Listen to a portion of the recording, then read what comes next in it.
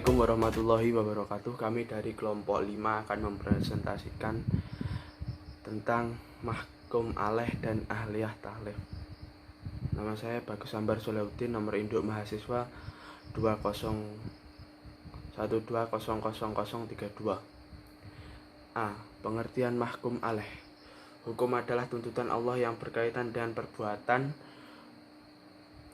orang-orang mukallaf, baik berupa perintah, larangan, memilih, atau ketetapan. Dalam istilah usul fikih, subjek hukum itu disebut mukallaf atau orang-orang yang dibebani hukum atau mahkum alaih, yaitu orang-orang yang kepadanya diberlakukan hukum. Mahkum alaih berarti orang mukallaf, orang yang layak dibebani hukum taklifi. Bahkan Allah tidak membebani seseorang kalau ia tidak mampu mengerjakannya. Mahkum alaih adalah orang mukallaf yang perbuatannya dihukumi untuk diterima atau ditolak, dan termasuk atau tidak dalam cakupan perintah atau larangan. Orang mukallaf yakni orang-orang yang sudah akil balik, sehat rohani Islam, dan sudah sampai dakwah syariah kepadanya, serta orang yang memiliki kesadaran rohani. Assalamualaikum warahmatullahi wabarakatuh. Nama saya Ahmad Rofil Aziz, nomor induk mahasiswa 201200007. Saya akan melanjutkan presentasi dari kelompok saya, yaitu kelompok 5. Yang saya bahas kali ini adalah pengertian ahliyah taklif dan ahliyah wujub. Ahliyah taklif adalah sifat yang menunjukkan seseorang itu telah sempurna jasmani dan akalnya, sehingga seluruh tindakannya dapat dinilai oleh syara. Sedangkan kata taklif itu berarti pembebanan atau pemukaran. Dalam kata lain, taklif adalah pembebanan atau tuntutan kepada seorang manusia untuk dipenuhinya. Yang kedua, ahliyah wujub. Ahliyah wujub adalah kemampuan untuk mempunyai atau menanggung hak.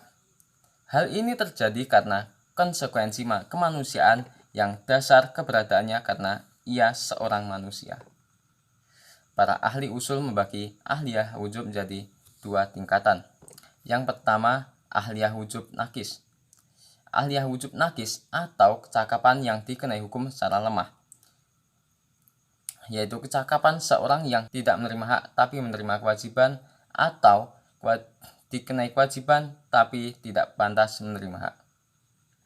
Yang kedua, ahliyah wujub kamilah atau kecakapan dikenai hukum secara sempurna, yaitu kecakapan seseorang untuk dikenai kewajiban dan menerima hak ini berlaku semenjak ia lahir sampai ia tiada. Demikian dari saya. Selanjutnya akan disampaikan oleh saudara Anam. Wassalamualaikum warahmatullahi wabarakatuh. Assalamualaikum warahmatullahi wabarakatuh. Nama saya Khairul Anam, NIM 201200100. Dari kelompok 5 akan melanjutkan ke pembahasan yang selanjutnya, yaitu mengenai pengertian ahliyah ada. Pengertian ahliyah ada yaitu kemampuan untuk melahirkan kewajiban atas dirinya dan hak untuk orang lain. Keberadaan kemampuan ini tidak hanya karena ia sebagai manusia, tetapi karena ia sudah cakap atau tamyiz. Ahliyah ada sendiri terbagi menjadi 2 macam. Yang pertama, ahliyah ada nakis atau tidak sempurna, yaitu anak yang cakap dan semisalkan dinisbatkan untuk muamalah harta dan perikatan. Kedua, yaitu ahliyah ada kamilah, sempurna, yaitu ketika orang yang berakal telah mencapai umur dewasa atau balik dinisbatkan untuk hukum syariah, dan baliknya orang yang cakap dinisbatkan untuk muamalah harta perdata. Yang penghalang dan penggugur ahliyah taklif. Yang pertama, penggugur dan penghalang ahliyah taklif. Yang pertama yaitu awarid samawiyah atau halangan alami. Adalah halangan yang terjadi di luar kemampuan manusia seperti gila, dungu, lupa, dan ayan. Yang kedua yaitu awarid ghairu samawiyah atau halangan tidak alami. Adalah halangan yang terjadi karena perbuatan manusia itu sendiri, seperti mabuk, bodoh, kematian, sakit dalam perjalanan, ataupun keliru. Sekian penjelasan dari saya. Apabila kurang lebihnya saya mohon maaf. Wallahul muwaffiq ila aqwamit thoriq. Wassalamualaikum warahmatullahi wabarakatuh.